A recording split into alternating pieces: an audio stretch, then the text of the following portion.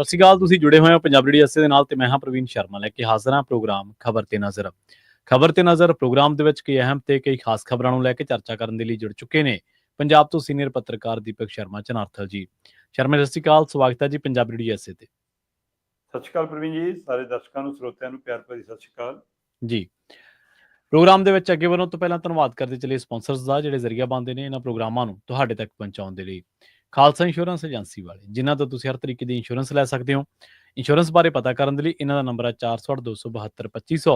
ਇਹ 1992 ਤੋਂ ਲਗਾਤਾਰ ਇੰਸ਼ੋਰੈਂਸ ਬਿਜ਼ਨਸ ਦੇ ਵਿੱਚ ਸ਼ਾਨਦਾਰ ਸੇਵਾਵਾਂ ਦੇ ਰਹੇ ਨੇ ਤੇ ਅਮਰੀਕਾ ਭਰ ਦੇ ਵਿੱਚ ਇੰਸ਼ੋਰੈਂਸ ਕਰਦੇ ਨੇ। ਓਬਾਮਾ ਕੇਅਰ, ਮੈਡੀਕੇਅਰ ਜਾਂ ਫਿਰ ਕਵਰਡ ਕੈਲੀਫੋਰਨੀਆ ਬਾਬਤ ਪਾਲਿਸੀ ਕਰਵਾਉਣ ਦੇ ਲਈ ਸਲਾਹ ਲੈਣ ਦੇ ਲਈ ਅੱਜ ਹੀ ਕਾਲ ਕਰੋ 468 272 2500 ਤੇ। ਟਰਕੀਅਨ ਇਮੀਗ੍ਰੇਸ਼ਨ ਲਾ ਫਰਮ ਵਾਲੇ ਜੇ ਟਰਕੀਆਨਾ ਟੋਰੀ ਟਰਕੀਆਨਾ ਦੇ ਨਾਲ ਤੁਸੀਂ ਯੂਐਸ ਇਮੀਗ੍ਰੇਸ਼ਨ ਬਾਬਤ ਕੋਈ ਵੀ ਸਲਾਹ ਕਰਨੀ ਹੈ, ਕੋਈ ਵੀ ਸਵਾਲ ਪੁੱਛਣਾ ਤੇ ਇਹਨਾਂ ਦਾ ਨੰਬਰ ਹੈ 415 909 0503। ਗੁਰਦੀਪ ਸਿੰਘ ਵਿਰਦੀ ਕਲੋਵਿਸ, ਮਨਦੀਪ ਸਿੰਘ, ਸੰਦੀਪ ਕੌਰ ਸੈਨ ਹੋਸੇ, ਅਮਰੀਕ ਸਿੰਘ ਅਟਵਾਲ, ਜਰਨੈਲ ਸਿੰਘ ਯੂਬਾ ਸਿਟੀ, ਗੁਰਨਾਮ ਸਿੰਘ ਐਂਟੀਲੋਪ ਤੇ ਜਰਨੈਲ ਸਿੰਘ ਸਿਆਟਲ ਤੋਂ। ਇਹਨਾਂ ਸਾਰੇ ਹੀ ਸਪਾਂਸਰਸ ਦਾ ਬਹੁਤ ਬਹੁਤ ਧੰਨਵਾਦ। ਤੇ ਜੇਕਰ ਤੁਸੀਂ ਵੀ ਪੰਜਾਬੀ ਐਸੇ ਦੇ ਇਹਨਾਂ ਪ੍ਰੋਗਰਾਮਾਂ ਨੂੰ ਸਪਾਂਸਰ ਕਰਨਾ ਚਾਹੁੰਦੇ ਹੋ ਤਾਂ ਸਟੂਡੀਓ ਦਾ ਨੰਬਰ ਹੈ 468 272 5200। ਅੱਜ ਦਾ ਇਹ ਖਬਰ ਤੇ ਨਜ਼ਰ ਪ੍ਰੋਗਰਾਮ ਸਾਲ 2025 ਦੀ 18 ਜੁਲਾਈ ਦਾ ਪ੍ਰੋਗਰਾਮ ਹੈ ਤੇ ਦਿਨ ਅੱਜ ਸ਼ੁੱਕਰਵਾਰ ਹੈ। ਖਬਰਾਂ ਦੀ ਸ਼ੁਰੂਆਤ ਕਰੀਏ ਸ਼ਰਮਾ ਜੀ ਐਸਕੇਐਮ ਦੀ ਬੈਠਕ ਤੋਂ। ਕਹਿੰਦੇ ਇਸ ਬੈਠਕ ਦੇ ਵਿੱਚ ਆਪ ਪੂਰੀ ਤਰ੍ਹਾਂ ਦੇ ਨਾਲ ਹੀ ਤੇ ਕਾਂਗਰਸ ਅੱਧੀ ਕੁ ਭਗੌੜਾ ਰਹੀ ਹੈ ਜੀ। ਬਿਲਕੁਲ ਜੀ, ਪੰਜਾਬ ਦੇ ਵਿੱਚ ਅੱਜ ਲੰਘੇ ਕੱਲ ਜੇ ਆਪਾਂ ਗੱਲ ਕਰੀਏ ਜੀ ਤਾਂ ਕਿਸਾਨ ਭਵਨ ਦੇ ਵਿੱਚ ਐਸਕੇਐਮ ਨੇ ਰਾਜਨੀਤਿਕ ਦਲਾਂ ਨੂੰ ਸੱਦਾ ਦਿੱਤਾ ਸੀ, ਖਾਸ ਕਰ ਲੈਂਡ ਪੂਲਿੰਗ ਵਾਲੇ ਮਸਲੇ ਤੇ। ਬੇਸ਼ੱਕ 4 ਮੁੱਦੇ ਰੱਖੇ ਸੀ ਉਹਨਾਂ ਨੇ, ਪ੍ਰਮੁੱਖ ਤੌਰ ਤੇ ਲੈਂਡ ਪੂਲਿੰਗ, ਫਿਰ ਮੁਕਤ ਵਪਾਰ ਜਿਹੜਾ ਅਮਰੀਕਾ ਵਾਲਾ ਮਸਲਾ ਬਣਿਆ ਹੋਇਆ ਵੱਡਾ ਮੁੱਦਾ ਕਿ ਉਹਦੇ ਵਿੱਚੋਂ ਕੀ ਖੇਤੀ ਦੇ ਸਹਾਇਕ ਧੰਦਿਆਂ ਨੂੰ ਵਿੱਚ ਸ਼ਾਮਲ ਨਾ ਕੀਤਾ ਜਾਵੇ, ਇਹਦੀ ਮੰਗ ਹੈ ਉਹਨੂੰ। ਫਿਰ ਪੰਜਾਬ ਦੇ ਪਾਣੀਆਂ ਦੇ ਸੰਬੰਧ ਦੇ ਵਿੱਚ, ਫਿਰ ਸਹਿਕਾਰਤਾ ਵਾਲੇ ਮਸਲੇ ਦੇ ਉੱਤੇ ਇਹ 4 ਮੁੱਦੇ ਰੱਖੇ ਸੀ, ਜਿਹਦੇ ਵਿੱਚੋਂ ਮੁੱਖ ਮੁੱਦਾ ਸਭ ਤੋਂ ਵੱਧ ਜਿਹੜਾ ਚਰਚਾ ਸੀਗਾ ਕਿ ਉਹ ਕਰੰਟ ਮਸਲਾ ਹੈ, ਤਾਜ਼ਾ ਮਸਲਾ ਹੈ, ਜ਼ਮੀਨਾਂ ਨਾਲ ਸਿੱਧਾ ਜੁੜਿਆ ਮਸਲਾ ਹੈ, ਉਹ ਹੈ ਲੈਂਡ ਪੂਲਿੰਗ ਦਾ ਜੀ। ਤੇ ਇਸ ਮੁੱਦਿਆਂ ਦੇ ਉੱਤੇ ਸਾਰੇ ਦਲਾਂ ਨੂੰ ਰਾਜਨੀਤਿਕ ਧਿਰਾਂ ਤੱਕ ਪਹੁੰਚ ਅਪਰੋਚ ਖੁਦ ਜਾ ਕੇ ਇਹਨਾਂ ਦੇ ਮੈਂਬਰਾਂ ਨੇ ਐਸਕੇਐਮ ਨੇ ਚਿੱਠੀਆਂ ਪੱਤਰ ਦੇ ਕੇ ਸੱਦੇ ਦਿੱਤੇ, ਜਿਹਦੇ ਵਿੱਚੋਂ ਅਮਨ ਅਰੋੜਾ ਹੋਰਾਂ ਨੂੰ ਖੁਦ ਜਾ ਕੇ ਸੱਦਾ ਦੇ ਕੇ ਆਏ ਸੀ ਐਸਕੇਐਮ ਦੇ ਲੀਡਰ। ਤੇ ਅਮਨ ਅਰੋੜਾ ਨੇ ਇਹਨਾਂ ਕੋਲ ਹਾਮੀ ਭਰੀ ਸੀ ਕਿ ਮੈਂ ਜ਼ਰੂਰ ਆਊਂਗਾ ਜੀ। ਤੇ ਪਰ ਉਸੇ ਸਮੇਂ ਅੰਦਾਜ਼ਾ ਲਾਇਆ ਜਾ ਰਿਹਾ ਸੀਗਾ ਕਿ ਐਸਕੇਐਮ ਵਾਲੇ ਚਾਹੇ ਕਹਿੰਦੇ ਹੁਣ ਕਿ ਅਮਨ ਅਰੋੜਾ ਆਊਗਾ, ਵੀ ਅਮਨ ਅਰੋੜਾ ਆਪਣੇ ਕੋਲੋਂ ਤਾਂ ਹਾਮੀ ਭਰ ਸਕਦਾ, ਪਰ ਜਿਹਦੀ ਹਾਮੀ ਨਾਲ ਉਹਨੇ ਆਉਣਾ ਹੈ ਉਹਦੀ ਹਾਮੀ ਤਾਂ ਜ਼ਰੂਰੀ ਹੈ ਨਾ। ਸਹੀ ਗੱਲ। ਉਹ ਹਾਮੀ ਮਿਲਣੀ ਔਖੀ ਸੀ, ਸੋ ਕੇਜਰੀਵਾਲ ਤੋਂ ਹਾਂ ਨਹੀਂ ਮਿਲੀ ਤੇ ਫਿਰ ਅਮਨ ਅਰੋੜਾ ਕਿਵੇਂ ਆ ਸਕਦਾ ਸੀ? ਅਮਨ ਅਰੋੜਾ ਜਾਂ ਉਹਦੇ ਨਾਲ ਦਾ ਕੋਈ ਵੀ ਨੁਮਾਇੰਦਾ। ਦੋ ਕੁਰਸੀਆਂ ਇਹਨਾਂ ਨੇ ਹਰ ਪਾਰਟੀ ਦੇ ਹਵਾਲੇ ਨਾਲ ਲਾਈਆਂ ਸੀ ਤੇ ਉਹਦੇ ਵਿੱਚੋਂ ਜੀ ਮਤਲਬ ਕਿ ਆਮ ਆਦਮੀ ਪਾਰਟੀ ਦੀਆਂ 2 ਹੀ ਕੁਰਸੀਆਂ ਸਵੇਰੇ 11 ਵਜੇ ਤੋਂ ਲੈ ਕੇ 3 ਵਜੇ ਤੱਕ ਖਾਲੀ ਹੋ ਰਹੀਆਂ।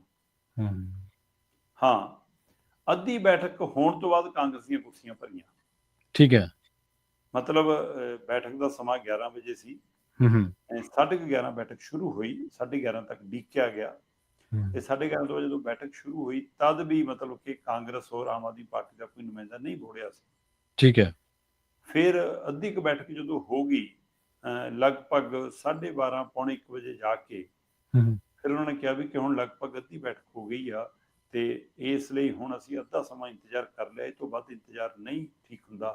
ਬੇਸ਼ੱਕ ਬੈਠਕ ਚੱਲ ਰਹੀ ਸੀ, ਆਪਣੀ ਕਾਰਵਾਈ ਹੋ ਰਹੀ ਸੀ, ਪਰ ਉਸ ਦੌਰਾਨ ਮਤਲਬ ਕਿ ਐਸਕੇਐਮ ਲੀਡਰ ਨੇ ਕਿਹਾ ਕਿ ਹੁਣ ਇਹ ਤੋਂ ਵੱਧ ਇੰਤਜ਼ਾਰ ਦਾ ਮਤਲਬ ਨਹੀਂ, ਹੁਣ ਅਸੀਂ ਉਹਨਾਂ ਨੂੰ ਗੈਰ ਹਾਜ਼ਰ ਗਰਦਾਨਦੇ ਹਾਂ। ਠੀਕ ਹੈ, ਕਿ ਉਹਨਾਂ ਦੀ ਗੈਰ ਹਾਜ਼ਰੀ ਹੈ। ਇਸ ਗੈਰ ਹਾਜ਼ਰੀ ਦੇ ਐਲਾਨ ਤੋਂ ਬਾਅਦ ਕਾਂਗਰਸ ਦੇ 2 ਨੁਮਾਇੰਦੇ ਉੱਥੇ ਪਹੁੰਚਦੇ ਨੇ, ਰਣਦੀਪ ਸਿੰਘ ਨਾਭਾ ਤੇ ਇੱਕ ਹੋਰ ਉਹਨਾਂ ਦੇ ਸਾਥੀ। ਉਹ ਕਹਿੰਦੇ ਜੀ ਕਿ ਆਉਣਾ ਤਾਂ ਜੀ ਪ੍ਰਧਾਨ ਜੀ ਨੇ ਸੀ, ਬਾਜਵਾ ਸਾਹਿਬ ਨੇ ਵੀ ਸੀ ਜੀ, ਉਹ ਜੀ ਕੋਈ ਭਰਮ ਭੁਲੇਖਾ ਰਹਿ ਗਿਆ ਜੀ, ਉਹ ਕੁਛ ਹੋਰ ਹੋ ਗਿਆ ਜੀ, ਮੈਨੂੰ ਸੂਚਨਾ ਦੇਰ ਨਾਲ ਮਿਲੀ ਜੀ, 12:15 ਵਜੇ ਨੂੰ ਪਤਾ ਲੱਗਿਆ। ਮੈਨੂੰ ਲੱਗਦਾ ਕਿ ਕਾਂਗਰਸੀਆਂ ਨੇ ਪਹਿਲਾਂ ਇਹਨੂੰ ਸੀਰੀਅਸ ਨਹੀਂ ਲਿਆ, ਹੁਣ ਲੱਗਾ ਕੁਛ ਨਹੀਂ, ਹੁਣ ਕਿਹੜੀ ਐਸਕੇਐਮ ਹੈ, ਕੀ ਹੈ, ਕੌਣ ਪੁੱਛਦਾ ਹੈ ਨਾ। ਜਦੋਂ ਲਾਈਵ ਚੱਲਿਆ ਤੇ ਲਾਈਵ ਸ਼ੇਅਰ ਹੋਣ ਲੱਗਿਆ, ਗੱਲ ਫੈਲਣ ਲੱਗੀ, ਉਹ ਤੋਂ ਬਾਅਦ ਲੱਗਿਆ ਕਿ ਜੇ ਆਪਣੀਆਂ ਕੁਰਸੀਆਂ ਹੀ ਖਾਲੀ ਦਿਖੀ ਗਈਆਂ ਫਜ਼ੀਅਤ ਹੋਊਗੀ। ਸਹੀ ਗੱਲ। ਫਿਰ ਸਭ ਤੋਂ ਨੇੜੇ ਵਾਲਾ ਬੰਦਾ ਦੇਖਿਆ ਗਿਆ, ਕੌਣ ਨੇੜੇ ਆ, ਕਿਹੜਾ ਪਹੁੰਚ ਸਕਦਾ। ਅੱਗੇ ਇਹੋ ਜਿਹੇ ਕੰਮਾਂ ਲਈ ਕਾਂਗਰਸ ਨੇ ਪ੍ਰਗਟ ਸਿੰਘ ਨੂੰ ਰੱਖਿਆ ਵਾ ਸੀ ਤੇ ਉਹਦੇ ਨਾਲ ਗੱਲ ਫਿੱਟ ਵੀ ਬੈਠ ਜਾਂਦੀ। ਪ੍ਰਗਟ ਸਿੰਘ ਇਹਨਾਂ ਧਿਰਾਂ ਨੂੰ ਵੀ ਫਿੱਟ ਬੈਠਦਾ ਸੀ ਤੇ ਦੋ ਪਾਸੇ ਸਰ ਜਾਂਦਾ ਸੀ। ਹੁਣ ਪ੍ਰਗਟ ਸਿੰਘ ਇਸ ਗਰੁੱਪ ਨਾਲ ਹੈ ਨਹੀਂ ਅੱਜ ਕੱਲ ਜੀ, ਰਾਜਾ ਵੜਿੰਗ, ਪ੍ਰਤਾਪ ਬਾਜਵਾ ਨਾਲ, ਇਸ ਲਈ ਫਿਰ ਉਹਨੂੰ ਤਾਂ ਕਹਿ ਵੀ ਸਕਦੇ, ਜੇ ਕਹਿ ਵੀ ਲੈਂਦੇ ਤਾਂ ਵੀ ਉਹਦਾ ਦੂਰ ਹੋਵੇ। ਸੋ ਨੇੜੇ ਫਿਰ ਮੈਨੂੰ ਨਾਭਾ ਹੀ ਲੱਗਿਆ ਇਹਨਾਂ ਨੂੰ ਕਿ ਇਹ ਬੰਦਾ ਨੇੜੇ, ਇਹਨੂੰ ਭੇਜੋ। ਠੀਕ ਹੈ। ਚਲੋ ਆਏ ਵੀ ਤੇ 1 ਤੋਂ 1:15 ਦੇ ਦਰਮਿਆਨ ਉਹ ਆਏ, ਤੇ ਇਸ ਲਈ ਅੱਧੇ ਭਗੌੜੀ ਰਹੀ ਕਾਂਗਰਸ, ਹੈ ਨਾ। ਕਹਿ ਸਕਦੇ। ਪਰ ਸੱਤਾਧਾਰੀ ਧਿਰ ਆਮ ਆਦਮੀ ਪਾਰਟੀ ਤਾਂ ਪੂਰੀ ਤਰ੍ਹਾਂ ਭਗੌੜੀ ਹੈ ਜੀ। ਮਤਲਬ ਜੇ ਖੁਦ ਪ੍ਰਧਾਨ ਨੂੰ ਸੱਦਾ ਹੋਵੇ ਔਰ ਪ੍ਰਧਾਨ ਨੇ ਹਾਮੀ ਭਰੀ ਹੋਵੇ, ਜੇ ਪ੍ਰਧਾਨ ਕੋਲ ਪੰਜਾਬ ਦੇ ਸਭ ਤੋਂ ਪ੍ਰਮੁੱਖ ਮਸਲੇ ਲਈ ਸਮਾਂ ਨਹੀਂ, ਸਹੀ ਗੱਲ, ਤੇ ਫਿਰ ਕਿਸ ਲਈ ਸਮਾਂ ਜੀ ਤੁਹਾਡੇ ਕੋਲ? ਵੈਸੇ ਇਹ ਤੋਂ ਪਹਿਲਾਂ ਕਿ ਮੈਂ ਆਮ ਆਦਮੀ ਪਾਰਟੀ ਦੀ ਗੱਲ ਕਰਾਂ ਜੀ, ਖੱਬੀਆਂ ਧਿਰਾਂ ਦੇ ਸਾਰੇ ਨੁਮਾਇੰਦੇ ਲਗਭਗ ਆਏ ਸੀ, ਹੈ ਨਾ। ਚਾਹੇ ਬੰਦ ਬਰਾੜ ਹੋ ਰਹੀ ਹੋਣ, ਚਾਹੇ ਕੋਈ ਸਿੱਖ ਹੋਣੀ ਹੋਣ, ਸਾਰੇ ਆਏ। 5 ਮੈਂਬਰੀ ਕਮੇਟੀ ਅਜੇ ਰਾਜਨੀਤਿਕ ਧਿਰ ਨਹੀਂ ਆ ਜੀ, ਉਹਦੇ ਬਾਵਜੂਦ ਉਹਨਾਂ ਨੇ ਪਹੁੰਚ ਅਪਰੋਚ ਕੀਤੀ ਕਿ ਅਸੀਂ ਵੀ ਸ਼ਮੂਲੀਅਤ ਕਰਨਾ ਚਾਹੁੰਦੇ ਹਾਂ। ਸੋ ਇਸ ਲਈ ਉਹਨਾਂ ਦੇ 2 ਮੈਂਬਰ ਵੀ ਆਏ, ਗੁਰਪ੍ਰਤਾਪ ਬਡਾਲਾ ਵੀ ਤੇ ਇਕਬਾਲ ਸਿੰਘ ਝੁੰਦਾ ਵੀ, ਤੇ ਉਹਨਾਂ ਨੂੰ ਸਮਾਂ ਵੀ ਦਿੱਤਾ ਗਿਆ। ਠੀਕ ਹੈ। ਸੰਯੁਕਤ ਜਿਹੜਾ ਦੂਸਰਾ ਮੋਰਚਾ ਲੱਗਿਆ ਹੋਇਆ ਬੰਦੀ ਸਿੰਘਾਂ ਦੀ ਰਿਹਾਈ ਦੇ ਲਈ, ਹੈ ਨਾ, ਉਹਨਾਂ ਦੇ ਨੁਮਾਇੰਦੇ ਆਏ ਸੀ, ਪਰ ਉਹ ਕਹਿੰਦੇ ਵੀ ਤੁਹਾਡੀ ਹਾਜ਼ਰੀ ਕਬੂਲ ਹੈ, ਜੀ ਆਇਆਂ, ਤੁਸੀਂ ਬੈਠੋ, ਪੂਰਾ ਮਸਲਾ ਸੁਣੋ, ਪਰ ਤੁਸੀਂ ਰਾਜਨੀਤਿਕ ਪਾਰਟੀ ਨਹੀਂ ਹੋ, ਅਸੀਂ ਰਾਜਨੀਤਿਕ ਧਿਰਾਂ ਨੂੰ ਬੋਲਣ ਦਾ ਮੌਕਾ ਦਿੱਤਾ। ਸੋ ਇਸ ਲਈ ਉਹਨਾਂ ਨੂੰ ਬੋਲਣ ਦਾ ਮੌਕਾ ਤਾਂ ਨਹੀਂ ਦਿੱਤਾ। ਤੇ ਸ਼੍ਰੋਮਣੀ ਅਕਾਲੀ ਦਲ ਅੰਮ੍ਰਿਤਸਰ ਮੈਨੂੰ ਕਿਤੇ ਲੱਭੀ ਨਹੀਂ, ਅੰਮ੍ਰਿਤਪਾਲ ਹੋਰਾਂ ਦੀ ਧਿਰ ਵੀ ਉੱਥੇ ਕਿਤੇ ਉਹਨਾਂ ਦੀ ਕੋਈ ਹਾਜ਼ਰੀ ਨਹੀਂ ਮਿਲੀ। ਹਾਂ, ਪਰ ਬਹੁਜਨ ਸਮਾਜ ਪਾਰਟੀ ਦੇ ਪ੍ਰਧਾਨ ਖੁਦ ਆਏ ਸੀ, ਕਰੀਮਪੁਰੀ ਹੋਰੀ ਖੁਦ ਹਾਜ਼ਰ ਸੀ, ਉਹਨਾਂ ਦਾ ਨੁਮਾਇੰਦਾ ਸੀ ਉਹਨਾਂ ਦਾ। ਤੇ ਅਕਾਲੀ ਦਲ ਨੇ ਵੀ ਡੰਗ ਟਪਾਇਆ। ਅਕਾਲੀ ਦਲ ਨੇ ਵੀ ਆਪਣਾ ਜ਼ਿਲ੍ਹਾ ਪ੍ਰਧਾਨ ਤੇ ਇੱਕ ਹੋਰ ਸਾਥੀ ਭੇਜੇ, ਜਿਹੜੇ ਕਹਿੰਦੇ ਸੀ ਕੋਰ ਕਮੇਟੀ ਦੇ ਮੈਂਬਰ ਹਾਂ ਜੀ, ਤੇ ਜ਼ਿਲ੍ਹਾ ਪ੍ਰਧਾਨ ਵੀ ਆ ਉਹਦਾ। ਪਰ ਮਤਲਬ ਕਿ ਉਹ ਚਿਹਰੇ ਜਿਹੜੇ ਪਾਲਿਸੀ ਮੇਕਰ ਨੇ ਅਕਾਲੀ ਦਲ ਦੇ, ਜਾਂ ਜਿਹੜੇ ਚਿਹਰੇ ਫੈਸਲਾ ਕੁਲ ਨੇ, ਉਹ ਨਹੀਂ ਸੀਗੇ, ਉਹਨਾਂ 'ਚ ਕੋਈ ਵੀ ਨਹੀਂ ਆਇਆ। ਸੋ ਇਸ ਲਈ ਜਿਹੜੇ ਅਕਾਲੀ ਦਲ ਕਹਿੰਦਾ ਕਿ ਅਸੀਂ ਲੈਂਡ ਪੂਲਿੰਗ ਦੀ ਲੜਾਈ ਸਭ ਤੋਂ ਪਹਿਲਾਂ ਲੜ ਰਹੇ ਹਾਂ, ਉਹ ਇਸ ਮਸਲੇ ਤੋਂ, ਇਹਦਾ ਮਤਲਬ ਐਸਕੇਐਮ ਵਾਲੀ ਬੈਠਕ ਚੋਂ ਆਪਣੇ ਆਪ ਨੂੰ ਜੇ ਬਾਹਰ ਵੀ ਨਹੀਂ ਤਾਂ ਅੰਦਰ ਵੀ ਨਹੀਂ ਰੱਖ ਸਕੀ। ਪਰ ਉਸ ਬੰਦੇ ਨੇ ਠੀਕ ਠਾਕ ਹਾਜ਼ਰੀ ਲਵਾਈ ਅਕਾਲੀ ਦਲ ਦੀ। ਪਰ ਇੱਕ ਸਮੇਂ ਤਾਂ ਉਹ ਇਹ ਵੀ ਕਹਿੰਦਾ ਨਜ਼ਰ ਆਇਆ ਵੀ ਕਿ ਜੀ ਮੈਂ ਤਾਂ ਮਤਲਬ ਕਿ ਦੁਆਬੇ ਤੋਂ ਹਾਂ ਜੀ, ਮੈਨੂੰ ਮਾਲਵੇ ਦੇ ਮਸਲੇ ਦਾ ਨਹੀਂ ਪੂਰਾ ਪਤਾ। ਚਲੋ ਹੁਣ ਇਸ ਤੋਂ ਬਾਅਦ ਭਾਰਤੀ ਜਨਤਾ ਪਾਰਟੀ, ਉਹਨਾਂ ਦੇ ਠੀਕ ਹੈ ਨੁਮਾਇੰਦੇ 2 ਆ ਗਏ, ਕੇਵਲ ਢਿੱਲੋਂ ਸੀਗੇ ਤੇ ਸੁਭਾਸ਼ ਸ਼ਰਮਾ, ਉਹ 2 ਬੰਦੇ ਸੀਗੇ। ਤੇ ਪਰ ਆਮ ਆਦਮੀ ਪਾਰਟੀ ਤਾਂ ਗੈਰ ਹਾਜ਼ਰ ਹੈ ਜੀ। ਮਤਲਬ ਸੱਤਾ ਤੋਂ ਬਾਹਰ ਵਾਲੀਆਂ ਧਿਰਾਂ ਸਾਰੀਆਂ ਹਾਜ਼ਰ ਨੇ ਜੀ, ਤੇ ਸੱਤਾ ਤੋਂ ਬਾਹਰ ਵਾਲੀਆਂ ਧਿਰਾਂ ਤੋਂ ਤਾਂ ਜੋ ਕਹੋਗੇ ਉਹ ਕਰਨਗੇ ਜੀ। ਤੁਸੀਂ ਤੱਥੇ ਤਵੇ ਤੇ ਬਿਠਾ ਦੋ ਤੇ ਬਹਿ ਜਾਣਗੀਆਂ। ਤਾਂ ਸਹੀ ਗੱਲ ਹੈ, ਵਿਰੋਧੀ ਧਿਰਾਂ, ਕਿਉਂਕਿ ਇਹਨਾਂ ਨੂੰ ਤਾਂ ਵੋਟਾਂ ਚਾਹੀਦੀਆਂ। ਇਹ ਤਾਂ ਕਹਿਣਗੇ ਜੀ ਅਸਾਂ ਮਤਲਬ ਸਵਾਲ ਤਾਂ ਸੱਤਾਧਾਰੀ ਧਿਰ ਦਾ ਸੀ ਜਿਹੜੀ ਇਹ ਪਾਲਿਸੀ ਲੈ ਕੇ ਆਈ ਆ। ਕੀ ਉਸ ਨੂੰ ਇਹ ਲੱਗਦਾ ਕਿ ਹੁਣ ਐਸਕੇਐਮ ਦੀ ਕਿਹੜੀ ਹੋਂਦ ਹੈ? ਕਿ ਉਹਨੂੰ ਇਹ ਲੱਗਦਾ ਕਿ ਐਸਕੇਐਮ ਦਾ ਹੁਣ ਅਸੀਂ ਰਗੜਤੀ, ਅਸੀਂ ਖਿਲਾਰਤੀ, ਹੁਣ ਇਹਦੀ ਕੀ ਪਰਵਾਹ ਕਰਨੀ ਹੈ, ਜਾਂ ਉਹਨੂੰ ਇਹ ਲੱਗਦਾ ਕਿ ਲੋਕਾਂ 'ਚ ਜਾਣ ਜੋਗੇ ਅਸੀਂ ਨਹੀਂ ਹੈਗੇ, ਅਸੀਂ ਲੋਕ ਮੁੱਦਿਆਂ ਦੀ ਧਰਾਤਲ ਤੇ ਜਾ ਕੇ ਗੱਲ ਕਿਵੇਂ ਕਰਾਂਗੇ, ਜਵਾਬਦੇਹੀ ਕਿਵੇਂ ਦੇਵਾਂਗੇ, ਇੰਨੇ ਸਵਾਲ, ਇੰਨੀਆਂ ਉਂਗਲਾਂ, ਇੰਨੇ ਕੈਮਰੇ ਸਾਡੇ ਕੰਨੀ ਹੋਣਗੇ, ਜਵਾਬ ਔੜਨਾ ਨਹੀਂ, ਸਵਾਲ ਬਹੁਤ ਪਿਛਾਂ ਤੋਂ ਆਉਣਗੇ, ਹੈ ਨਾ। ਉਹ ਇਸ ਲਈ ਮਤਲਬ ਕਿ ਇਸ ਲਈ ਭਗੌੜੇ ਹੋਏ, ਜਾਂ ਉਹ ਇਹ ਮੰਨ ਕੇ ਚੱਲ ਰਹੇ ਨੇ ਕਿ ਜੋ ਰੌਲਾ ਪਾਉਣਾ ਪਾ ਲਓ, ਜਿਹੜੀਆਂ ਮੀਟਿੰਗਾਂ ਕਰਨੀਆਂ ਕਰ ਲਓ, ਜਿਹੜੇ ਮਤੇ ਕਰਨੇ ਆ ਕਰ ਲਓ, ਅਸੀਂ ਸਰਕਾਰ ਹੁੰਦੇ ਹਾਂ, ਹੈ ਨਾ, ਤੇ ਇਸ ਲਈ ਅਸੀਂ ਤਾਂ ਲੈਂਡ ਪੋਲਿੰਗ ਪਾਲਿਸੀ ਲਾਗੂ ਕਰਤੀ, ਹੁਣ ਜੋ ਮਰਜ਼ੀ ਕਰੋ। ਕੀ ਮੰਨੀਏ? ਜੋ ਮੰਨਣਾ ਆਮ ਆਦਮੀ ਪਾਰਟੀ ਮੰਨੇ, ਜੋ ਉਹਨਾਂ ਦੇ ਸਮਰਥਕਾਂ ਨੇ ਮੰਨਣਾ ਉਹ ਮੰਨਣ, ਜੋ ਵਿਰੋਧੀ ਧਿਰਾਂ ਦੀ ਰਾਏ ਹੋਊਗੀ ਉਹ ਉਹਨਾਂ ਦੀ ਹੋਵੇ। ਪਰ ਇਹ ਸੱਚਾਈ ਹੈ ਜੀ ਕਿ ਐਸਕੇਐਮ ਦੀ ਸਰਬਦਲੀ ਬੈਠਕ ਚੋਂ ਆਮ ਆਦਮੀ ਪਾਰਟੀ ਪੂਰੀ ਤਰ੍ਹਾਂ ਭਗੌੜਾ ਰਹੀ, ਤੇ ਅੱਧੇ ਸਮੇਂ ਤੱਕ ਕਾਂਗਰਸ ਵੀ ਭਗੌੜਾ ਰਹੀ ਜੀ। ਬਿਲਕੁਲ, ਦੇਖੋ ਸੱਤਾਧਾਰੀਆਂ ਕੋਲ ਤਾਂ ਸਗੋਂ ਉਹਨਾਂ ਕੋਲ ਤਾਂ ਜ਼ਿਆਦਾ ਅਮਲਾ ਫਲ ਆ, ਉਹਨਾਂ ਕੋਲ ਤਾਂ ਜ਼ਿਆਦਾ ਮਸ਼ੀਨਰੀ ਹੈ, ਇਸ ਹਿਸਾਬ ਨਾਲ ਉਹਨਾਂ ਦੀ ਤਾਂ ਜ਼ਿਆਦਾ ਤਿਆਰੀ ਚਾਹੀਦੀ ਹੈ। ਪਰ ਜਦੋਂ ਤੁਹਾਡੇ ਮਨ ਦੇ ਵਿੱਚ ਕਾਣ ਹੋਵੇ, ਜਾਂ ਤੁਹਾਨੂੰ ਲੱਗੇ ਵੀ ਜਵਾਬ ਦੇਣੇ ਪੈਣਗੇ, ਜਵਾਬਾਂ ਦਾ ਡਰਦਾ ਫਿਰ ਭੱਜੂਗਾ ਹੀ, ਹੋਰ ਬੰਦਾ ਕੀ ਕਰੂਗਾ। ਦੂਜੀ ਜਿਹੜੀ ਗੱਲ ਹੈ ਵੀ ਜਿਹੜੀ ਸਰਬ ਦਲ ਦੀ ਬੈਠਕ ਹੋਈ ਹੈ, ਇਹਦੇ ਵਿੱਚ ਇਹਦਾ ਕੀ ਤੁਸੀਂ ਇਹਨੂੰ ਕਿਵੇਂ ਇਨਕਲੂਡ ਕਰਦੇ ਆ? ਕਿੰਨੀ ਕੁ ਤਿਆਰੀ ਦੇ ਨਾਲ ਆਏ ਸੀਗੇ ਰਾਜਨੀਤਿਕ ਦਲ ਜੀ? ਪ੍ਰਵੀਨ ਜੀ, ਲਗਭਗ ਸਵੇਰੇ ਬੈਠਕ ਸ਼ੁਰੂ ਹੋਣ ਤੋਂ ਪਹਿਲਾਂ ਹੀ ਮੈਂ ਉੱਥੇ ਸੀਗਾ। ਠੀਕ ਹੈ ਜੀ। ਤੇ ਅਖੀਰਲੀ ਪ੍ਰੈਸ ਕਾਨਫਰੰਸ ਤੱਕ ਮੈਂ ਉਹਨੂੰ ਅਟੈਂਡ ਕੀਤਾ। ਠੀਕ ਹੈ। ਕਿਉਂਕਿ ਮੇਰਾ ਇਹ ਮੰਨਣਾ ਹੈ ਕਿ 3 ਖੇਤੀ ਕਾਨੂੰਨ ਵਾਂਗ ਇਹ ਮੁੱਦਾ ਪੰਜਾਬ 'ਚ ਵੱਡਾ ਬਣੂਗਾ। ਸਹੀ ਗੱਲ। ਮੈਂ ਮਹਿਸੂਸ ਕਰਦਾ ਕਿ 3 ਖੇਤੀ ਕਾਨੂੰਨ ਜਿਵੇਂ ਜ਼ਮੀਨਾਂ ਖੋਹਣ ਵਾਲਾ ਮਸਲਾ ਸੀ, ਉਸੇ ਤਰ੍ਹਾਂ ਲੈਂਡ ਪੂਲਿੰਗ ਵੀ ਜ਼ਮੀਨਾਂ ਖੋਹਣ ਵਾਲਾ ਹੀ ਮਸਲਾ। ਸਹੀ ਗੱਲ ਹੈ, ਬਿਲਕੁਲ। ਜਿਵੇਂ ਉੱਥੇ ਕਾਰਪੋਰੇਟ ਘਰਾਣਿਆਂ ਨੂੰ ਖੁਸ਼ ਕਰਨ ਵਾਲਾ ਸੀ, ਉਸੇ ਤਰ੍ਹਾਂ ਇੱਥੇ ਲੈਂਡ ਮਾਫੀਆ ਨੂੰ ਖੁਸ਼ ਕਰਨ ਵਾਲਾ। ਸੋ ਇਸ ਲਈ ਇਸ ਨੂੰ ਤੁਸੀਂ ਇਸ ਪ੍ਰਕਿਰਿਆ ਚੋਂ ਲੰਘਾਉਣਾ ਪਏਗਾ ਤੁਹਾਨੂੰ। ਕਿਹਦਾ ਮਤਲਬ ਇਹ ਬਹੁਤ ਗੰਭੀਰ ਮਸਲਾ ਹੈ ਜੀ। ਮੈਂ ਇਸ ਲਈ ਹਰ ਨੁਕਤਾ ਸਮਝਣਾ ਚਾਹੁੰਦਾ ਸੀ। ਮੈਂ ਇਹ ਵੀ ਸਮਝਣ ਦੀ ਕੋਸ਼ਿਸ਼ ਕੀਤੀ ਕਿ ਐਸਕੇਐਮ ਨੇ ਦੇਰ ਕਿਉਂ ਕੀਤੀ ਇਸ ਮੁੱਦੇ ਤੇ ਆਉਣ ਨੂੰ। ਉਸ ਨੇ ਇਸ ਮਸਲੇ ਦੇ ਵਿੱਚ ਇੰਨੀ ਛੇਤੀ ਪਹਿਲ ਕਦਮੀ ਕਿਉਂ ਨਹੀਂ ਕੀਤੀ, ਦੇਰ ਨਾਲ ਕਿਉਂ ਕੀਤੀ? ਤੇ ਮੈਨੂੰ ਨੁਕਤਾ ਬੜਾ ਬਾਤ ਲੱਗਿਆ ਇੱਕ ਦੋ ਸੁਰਦ ਐਸਕੇਐਮ ਦੇ ਨੁਮਾਇੰਦਿਆਂ ਦਾ। ਉਹ ਕਹਿੰਦੇ ਵੀ ਇਹ ਸਿੱਧਾ ਕਿਸਾਨੀ ਨਾਲ ਜੁੜਿਆ ਮਸਲਾ ਹੈ। ਚੋਣਵੇਂ ਲੋਕਾਂ ਤੋਂ ਜ਼ਮੀਨਾਂ ਲੈ ਰਹੀ ਹੈ ਸਰਕਾਰ। ਉਹ ਪਿੰਡ ਪ੍ਰਭਾਵਿਤ ਹੋ ਰਹੇ ਨੇ, ਉਹ ਇਲਾਕਾ ਪ੍ਰਭਾਵਿਤ ਹੋ ਰਿਹਾ। ਜਿਨ੍ਹਾਂ ਦੀਆਂ ਜ਼ਮੀਨਾਂ ਅਕਵਾਇਰ ਕੀਤੀਆਂ ਜਾ ਰਹੀਆਂ ਨੇ, ਜਿਨ੍ਹਾਂ ਦੀ ਜ਼ਮੀਨਾਂ ਲੈਂਡ ਪੂਲਿੰਗ ਨਾਲ ਲਈਆਂ ਜਾ ਰਹੀਆਂ ਨੇ, ਜਿਨ੍ਹਾਂ ਦੇ ਨੰਬਰ ਦੇ ਕੇ ਨੋਟੀਫਿਕੇਸ਼ਨ ਕੀਤੇ ਗਏ ਨੇ, ਅਸੀਂ ਪਹਿਲਾਂ ਉਹਨਾਂ ਕਿਸਾਨਾਂ ਦੀ ਰਾਏ ਚੈੱਕ ਕਰ ਰਹੇ ਸੀ। ਠੀਕ ਹੈ, ਰੁਖ ਚੈੱਕ ਕਰ ਰਹੇ ਸੀ ਕਿ ਅਸੀਂ ਤੱਥਾਂ ਦੇ ਆਧਾਰ ਤੇ, ਪਾਲਿਸੀ ਆਧਾਰ ਤੇ, ਸਿਧਾਂਤ ਦੇ ਆਧਾਰ ਤੇ ਸਟੈਂਡ ਲੈ ਲਈਏ। ਕੱਲ ਨੂੰ ਦੇਣ ਵਾਲਾ ਕਿ ਮੈਂ ਤਾਂ ਜ਼ਮੀਨ ਦੇਣੀ ਹੋ, ਬਈ ਕਰ ਲਓ, ਉਹ ਦੋਨੇ ਹੱਥੀਂ ਤਿਆਰ ਹੋ ਜੀ। ਬਿਲਕੁਲ ਸਹੀ। ਫਿਰ ਕੀ ਕਰਾਂਗੇ। ਇਸ ਲਈ ਜਦੋਂ ਸਮਝ ਲੱਗਿਆ ਕਿ ਉਹ ਬਿਲਕੁਲ ਪੱਕੇ ਨੇ, ਕਿਉਂਕਿ ਪਹਿਲਾਂ ਇਹੀ ਲੈਂਡ ਪੋਲਿੰਗ ਪਾਲਿਸੀ ਅਕਾਲੀਆਂ ਦੇ ਸਮੇਂ 'ਚ, ਇਹੀ ਕਾਂਗਰਸ ਦੇ ਪਾਲਿਸੀ, ਇੱਕ ਅੱਧਾ ਪੰਨਾ ਇੱਧਰ ਉੱਧਰ, ਇੱਕ ਅੱਧੀ ਮੱਤ ਇੱਧਰ ਉੱਧਰ ਕਰਕੇ ਇਹੀ ਲਾਗੂ ਹੁੰਦੀਆਂ ਰਹੀਆਂ ਨੇ। ਤੇ ਉਸ ਸਮੇਂ ਕਈ ਵਾਰ ਕਿਸਾਨ ਕੁਝ ਤਰ੍ਹਾਂ ਭਾਗੋ ਭਾਗ ਵੀ ਹੋਈਆਂ ਨੇ। ਸਵਾਗਤ ਵੀ ਕਈ ਕੀਤਾ। ਜਿਹੜੇ ਕਿਸਾਨ ਵੀਰ ਸੀ ਉਹਨਾਂ ਨੇ ਵੀ ਉੱਥੇ ਜ਼ਮੀਨਾਂ ਖਰੀਦ ਕੇ ਆਪਣੇ ਲੈਂਡ ਪੂਲਿੰਗ 'ਚ, ਕਈ ਅਫਸਰਾਂ ਨੇ ਕਰ ਕਰਾ ਕੇ ਬਹੁਤ ਕੁਝ ਕੀਤਾ। ਸਹੀ ਗੱਲ ਹੈ, ਬਿਲਕੁਲ ਜੀ। ਸੋ ਇਸ ਲਈ ਇਹ ਪਹਿਲੂ ਬਹੁਤ ਵਾਜਬ ਸੀ, ਉਹਨਾਂ ਦਾ ਕਿਸੇ ਚੈੱਕ ਕਰ ਰਹੇ ਸੀ। ਪਰ ਹੁਣ ਜਦੋਂ ਐਸਕੇਐਮ ਨੇ ਬੈਠਕ ਬੁਲਾਈ ਸਰਬ ਦਲ ਦੀ, ਤਾਂ ਜਦੋਂ ਸਭ ਨੂੰ ਪਤਾ ਸੀ ਕਿ ਮੁੱਖ ਮੁੱਦਾ ਲੈਂਡ ਪੂਲਿੰਗ ਦਾ, ਤਾਂ ਇਸ ਮੁੱਦੇ ਤੇ ਤੁਸੀਂ ਲੈਂਡ ਪੋਲਿੰਗ ਦੀ ਪਾਲਿਸੀ ਤੇ ਤਿਆਰੀ ਕਰਕੇ ਆਉਣੀ ਸੀ। ਕਿਉਂਕਿ ਇਹ ਨਾ ਤਾਂ ਪੰਜਾਬ ਦੀ ਵਿਧਾਨ ਸਭਾ ਸੀ ਕਿ ਟੋਟ ਕੇ ਸੁਣਾ ਕੇ ਸਰ ਜਾਣਾ, ਸਹੀ ਗੱਲ ਹੈ, ਨਾ ਦੁਨੀਆ ਨੂੰ ਭੰਡ ਕੇ ਸਰ ਜਾਣਾ। ਐਸਕੇਐਮ ਨੇ ਬੈਠਕ ਸ਼ੁਰੂ ਕਰਦੇ ਹੀ ਪਹਿਲਾਂ ਕਹਿਤਾ ਸੀ, ਠੀਕ ਹੈ, ਕਿ ਜਨਾਬ ਪਿਛੋਕੜ 'ਚ ਨਹੀਂ ਜਾਣਾ, ਇੱਕ ਦੂਏ ਨੂੰ ਤਾਨੇ ਮਿਹਣੇ ਨਹੀਂ ਦੇਣੇ, ਮੌਜੂਦਾ ਸਮੇਂ ਨੂੰ ਧਿਆਨ 'ਚ ਰੱਖ ਕੇ ਇਸ ਮਸਲੇ ਦਾ ਹੱਲ ਕੀ ਹੋਣਾ ਚਾਹੀਦਾ ਉਹਦੇ ਤੇ ਗੱਲ ਕਰੋ। ਸਹੀ ਗੱਲ ਇੱਥੋਂ ਸ਼ੁਰੂ ਹੋਈ। ਇਸ ਲਈ ਉਹ ਜਿਹੜੀ ਆਦਤ ਆ ਲੀਡਰਾਂ ਨੂੰ, ਉਹ ਬੋਲਣ ਵਾਲੀ ਪਿੱਚ ਤਾਂ ਖਤਮ ਹੋ ਗਈ, ਉਹਨਾਂ ਦੀ ਜਿਹੜੀ ਪਿੱਚ ਤੇ ਉਹ ਖੇਡਦੇ ਨੇ। ਸਹੀ ਹੈ, ਬਿਲਕੁਲ। ਹੁਣ ਉਹਨਾਂ ਨੂੰ ਬੋਲਣਾ ਇਸੇ ਮੁੱਦੇ ਤੇ ਪੈਣਾ ਸੀ। ਤੇ ਇਹਨਾਂ 5 ਮੁੱਦਿਆਂ 'ਚੋਂ ਮੈਨੂੰ ਨਹੀਂ ਲੱਗਦਾ ਕਿ ਕੋਈ ਮੁੱਦੇ ਤੇ, ਜਿਵੇਂ ਉਹ 2 ਮਿੰਟ ਲਈ ਭਾਸ਼ਣ ਹੁੰਦੇ ਨਾ, ਕਿ ਬੰਦੇ ਨੂੰ ਖੜਾ ਕਰਦੇ 2 ਮਿੰਟ ਇਸ ਵਿਸ਼ੇ ਤੇ ਬੋਲ ਕੇ ਦਿਖਾ, ਤੇ ਫਿਰ ਬੋਲੇ।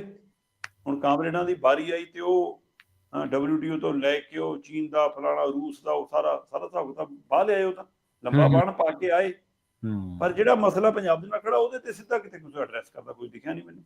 ਜੀ ਹੈ। ਜਿਹੜਾ ਅਕਾਲੀ ਦਲ ਦਾ ਨੁਮਾਇੰਦਾ ਇਹ ਕਹਿੰਦਾ ਕਿ ਮੈਨੂੰ ਤਾਂ ਜੀ, ਮੈਂ ਤਾਂ ਦੁਆਬੇ ਤੋਂ, ਮੈਨੂੰ ਮਾਲਵੇ ਦਾ ਮਸਲਾ ਨਹੀਂ ਪਤਾ, ਬਈ ਪਾਰਟੀ ਕਿਹੜੀ ਤੋਂ ਆਉਣਾ, ਤੇ ਤੈਨੂੰ ਜੇ ਪੰਜਾਬ ਦੇ ਮਸਲੇ ਦੀ ਉਹ ਨਹੀਂ ਸਮਝ। ਸਹੀ ਗੱਲ ਹੈ। ਫਿਰ ਭਰਾਵਾ ਆਉਣ ਤੋਂ ਪਹਿਲਾਂ ਕਹਿੰਦਾ ਨਾ। ਤੇ ਕਾਂਗਰਸੀ ਲੇਟ ਆ ਕੇ ਪੁੱਛੀ ਜਾਣ ਜੀ, ਆਹ ਕੱਲਾ ਮੁੱਦੇ ਤੇ ਪੁੱਛਿਆ ਜੀ, ਇਹਦੇ ਤੇ ਕੀ ਸਟੈਂਡ ਹੈ ਜੀ, ਇਹਦੇ ਤੇ ਕੀ ਕਹਿਣਾ ਜੀ, ਇਹਦੇ ਮਤਲਬ ਤੁਸੀਂ ਤਿਆਰੀ ਹੋਣੀ ਜਦੋਂ ਤੁਹਾਡੀ। ਲਗਭਗ ਕਰੀਮਪੁਰੀ ਹੋਰਾਂ ਨੇ ਕੁਝ ਨੁਕਤੇ ਛੂਏ, ਠੀਕ ਹੈ ਨਾ। 5 ਮੈਂਬਰੀ ਕਮੇਟੀ ਨੂੰ ਕਈ ਵਾਰ ਟੋਕਣਾ ਰੋਕਣਾ ਵੀ ਪਿਆ, ਜਦੋਂ ਕਿ ਚਲੋ ਉਹਨਾਂ ਨੇ ਗੱਲ ਰੱਖੀ ਆਪਣੀ। ਪਰ ਬੀਜੇਪੀ, ਪ੍ਰਵੀਨ ਜੀ, ਬੀਜੇਪੀ ਨੇ ਤਾਂ ਅੱਜ ਪੈਰ ਨਹੀਂ ਲੱਗਣ ਦਿੱਤੇ। ਠੀਕ ਹੈ। ਉਹ ਤਾਂ ਐਸਕੇਐਮ ਦੇ ਮੈਦਾਨ 'ਚ ਉਹ ਚੌਕੇ ਛੱਕੇ ਲਾ ਰਹੀ ਸੀ, ਜਿਵੇਂ ਪੂਰੇ ਪੰਜਾਬ ਦੀ ਕਿਸਾਨੀ ਵੱਲੋਂ ਬੈਠਿੰਗ ਉਹੀ ਕਰਦੀ ਹੈ।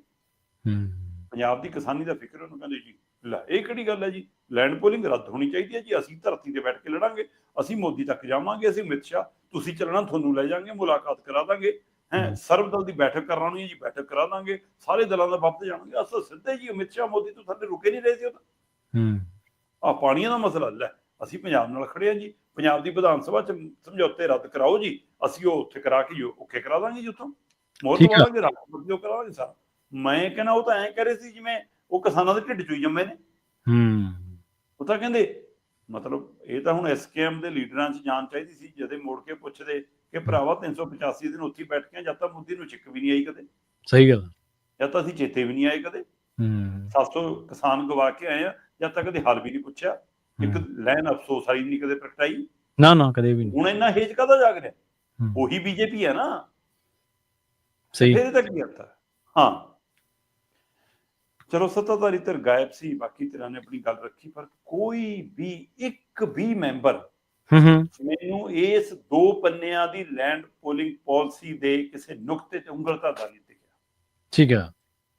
ਕਿ ਕਿਸੇ ਨੇ ਕੋਈ ਇੱਕ ਮੱਦ, ਕੋਈ ਇੱਕ ਨੁਕਤਾ ਸਾਂਝਾ ਕੀਤਾ ਹੋਵੇ ਕਿ ਜਨਾਬ ਇਹ ਗਲਤ ਹੈ, ਇਹ ਠੀਕ ਹੈ। ਅਸੀਂ ਐਸਕੇਐਮ ਦੇ ਨਾਲ ਆ ਜੀ, ਐਸਕੇਐਮ ਲੜਾਈ ਲੜੇ ਜੀ, ਅਸੀਂ ਨਾਲ ਆ ਜੀ, ਜਿੱਥੇ ਕਹੋਗੇ ਜੀ ਉੱਥੇ ਚੱਲਾਂਗੇ, ਜਿੱਥੇ ਬੈਠਣਾ ਉੱਥੇ ਬੈਠਾਂਗੇ, ਜੋ ਕਰਨਾ ਹੈ ਹੋਣਾ ਜੀ, ਵਾਪਸ ਹੋਣੀ ਚਾਹੀਦੀ ਹੈ ਜੀ, ਰੱਦ ਹੋਣੀ ਚਾਹੀਦੀ ਹੈ, ਪੰਜਾਬ ਤੇ ਪਾਣੀਆਂ ਦਾ ਹੱਕ ਹੈ ਜੀ, ਇਹ ਸਹਿਕਾਰਤਾ ਵਾਲੇ 'ਚ ਘਪਲਾ ਬਹੁਤ ਹੈ ਜੀ, ਇਹ ਮੁਕਤ ਵਪਾਰ 'ਚੋਂ ਜੀ ਕਿਸਾਨੀ ਤੇ ਉਹਨੂੰ ਬਾਹਰ ਰੱਖਣਾ, ਜੇ ਤੁਹਾਡੀ ਮੰਗਾਂ ਨਾਲ ਸਹਿਮਤ ਹੈ ਜੀ, ਮਤੇ ਪਾਓ ਜੀ, ਬਾਹਾਂ ਖੜੇ ਕਰੋ ਜੀ, ਸਾਰਾ ਕੁਛ। ਵੀ ਤਿਆਰੀ ਕੀ ਕਰਕੇ ਆਏ, ਪੜ੍ਹ ਕੇ ਕੀ ਆਏ? ਸਹੀ ਗੱਲ। ਤੁਹਾਡੇ ਕੋਲ ਕੋਈ ਨੁਕਤਾ? ਇੱਕ ਨੁਕਤਾ ਮੈਨੂੰ ਬੜਾ ਵਧੀਆ ਲੱਗਿਆ, ਕਰੀਮਪੁਰੀ ਨੇ ਇੱਕ ਟਿੱਪਣੀ ਕੀਤੀ, ਉਹ ਵਾਜਬ ਸੀ। ਉਹ ਕਹਿੰਦੇ ਵੀ ਇਹ ਇਕੱਲਾ ਕਿਸਾਨਾਂ ਦਾ ਮਸਲਾ ਨਹੀਂਗਾ ਕਿ ਕਿਸਾਨਾਂ ਦਾ ਉਜਾੜਾ ਹੋਊਗਾ ਜਾਂ ਉਹਦੇ ਤੇ ਨਿਰਭਰ ਮਜ਼ਦੂਰ ਦਾ ਉਜਾੜਾ ਹੋਊਗਾ। ਕਹਿੰਦੇ ਕਿ ਹੱਕ ਦਾ ਸਵਾਲ ਤਾਂ ਉਹਦਾ ਵੀ ਖੜਾ ਜਿਹੜਾ ਪਸ਼ੂ ਉਸ ਖੇਤੀ ਤੇ ਨਿਰਭਰ ਹੈ, ਜਿਹੜਾ ਪਸ਼ੂ ਚਰਦਾ ਉੱਥੇ, ਉਸ ਬੱਕਰੀ ਦਾ, ਉਸ ਮੈਂਸ ਦਾ, ਗਊ ਦਾ, ਉਹਦਾ ਵੀ ਹੱਕ ਹੈ। ਤੇ ਉਹਦੇ ਮਤਲਬ ਲੈਂਡ ਪੋਲਿੰਗ ਪਾਲਿਸੀ ਦੇ ਵਿੱਚ ਕਿਤੇ ਵੀ ਮੁੜ ਵਸੇਵੇ ਦੀ ਗੱਲ ਹੈ। ਮੁੜ ਵਸੇਵਾ ਕਿਵੇਂ ਹੋਊਗਾ? ਸਹੀ ਕਹਿੰਦੇ ਜੀ ਫਾਰਮੂਲਾ ਇਹਦੇ ਵਿੱਚ ਕਿ ਜੇ 100% ਦੀ ਜ਼ਮੀਨ ਲਈ ਹੈ 20% ਕਿਸਾਨ ਨੂੰ ਮੋੜ ਦੇਣੀ, ਤੇ ਉਹ ਤੋਂ ਬਾਅਦ ਜਿਹੜੀ ਡਿਵੈਲਪ ਹੋਣੀ ਹੈ ਡਿਵੈਲਪਿੰਗ ਚਾਰਜ ਕਿਸਾਨ ਤੋਂ ਲੈਣੇ।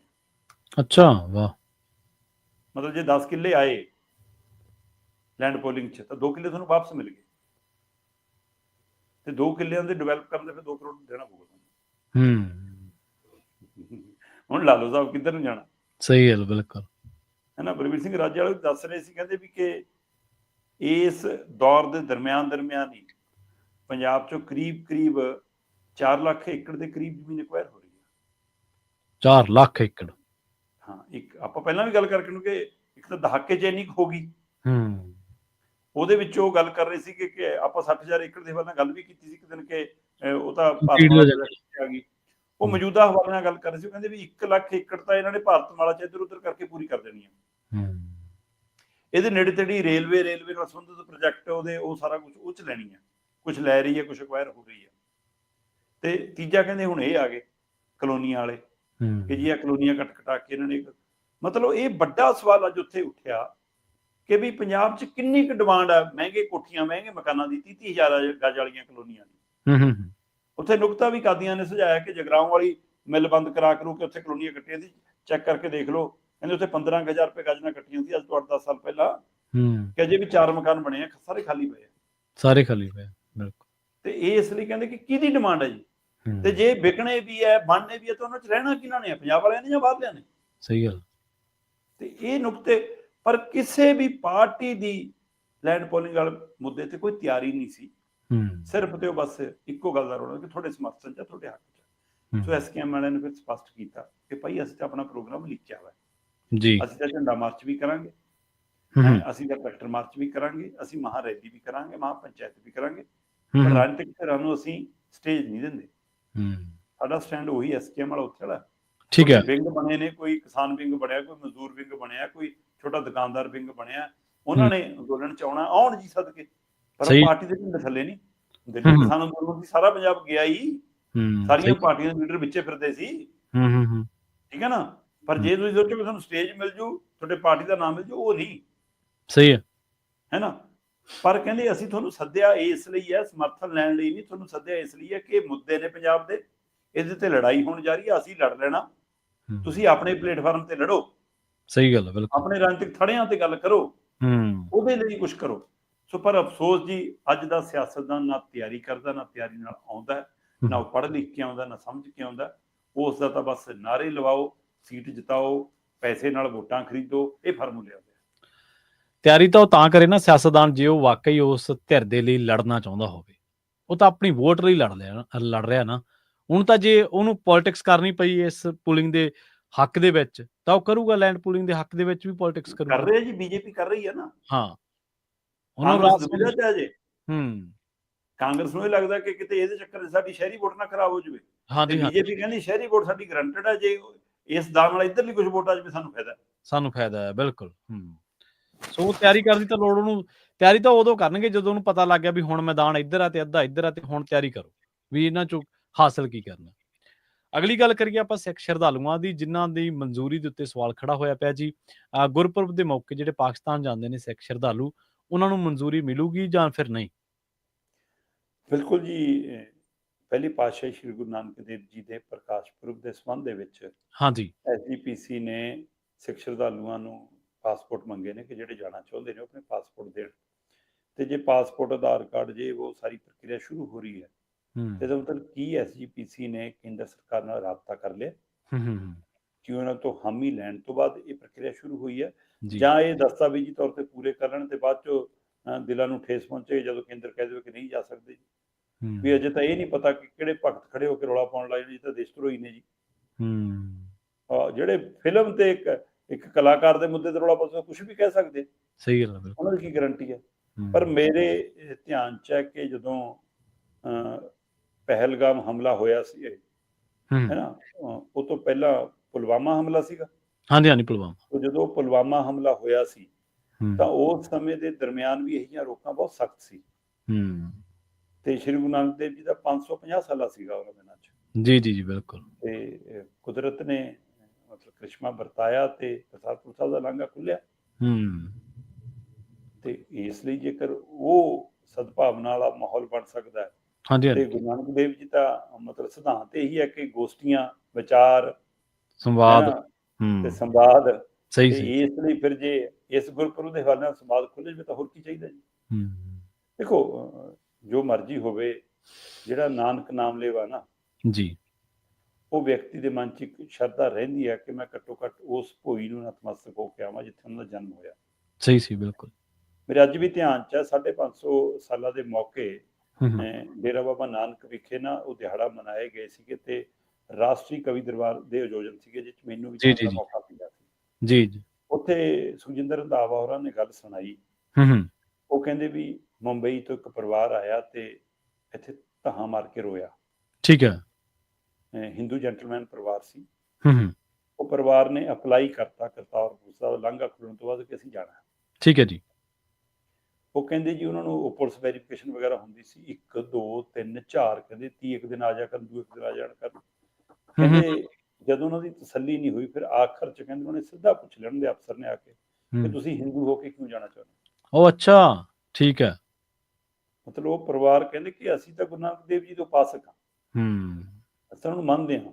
ਮਤਲਬ ਇਸ ਤਰ੍ਹਾਂ ਇਹ ਪਾੜੇ ਪਾਉਣ ਵਾਲੇ ਮਨ ਚ ਜਿਹੜੇ ਸ਼ੰਕੇ ਖੜੇ ਨੇ, ਬਿਲਕੁਲ ਸਵਾਲ। ਠੀਕ ਹੈ ਨਾ।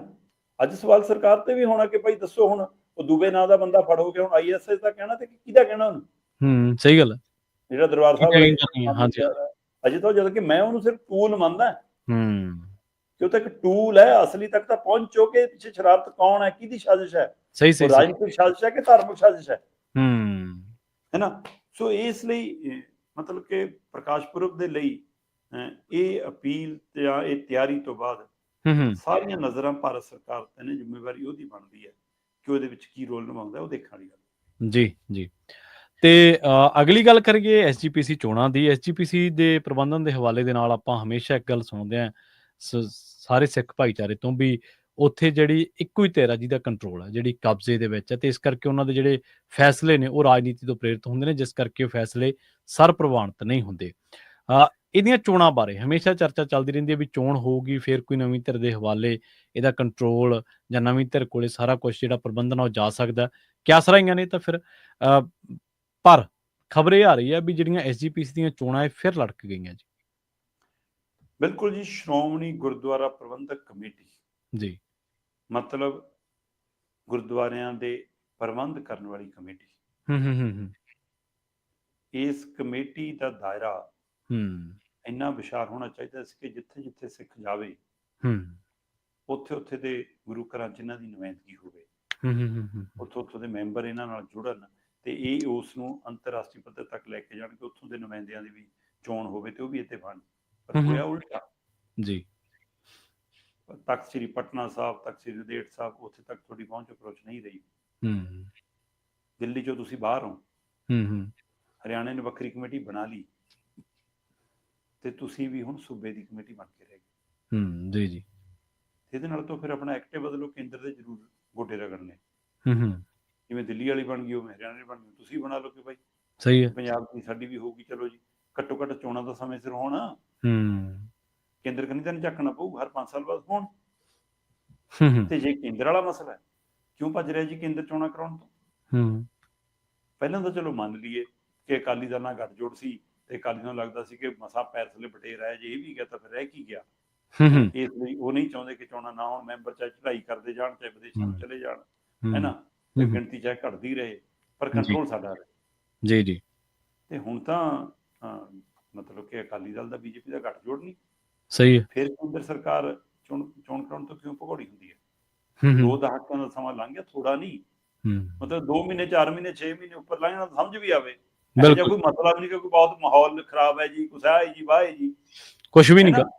ਤੇ ਇਸ ਲਈ ਇਹਦਾ ਮਤਲਬ ਤਾਂ ਫਿਰ ਤੁਹਾਡਾ ਇਸ ਮਸਲੇ ਤੇ ਗੱਠਜੋੜ ਹੈਗਾ ਭਾਈ। ਤਾਂ ਹੀ ਨਹੀਂ ਕੇਂਦਰ ਕਰਾਉਂਦੀ, ਜੀ ਸਹੀ ਹੈ।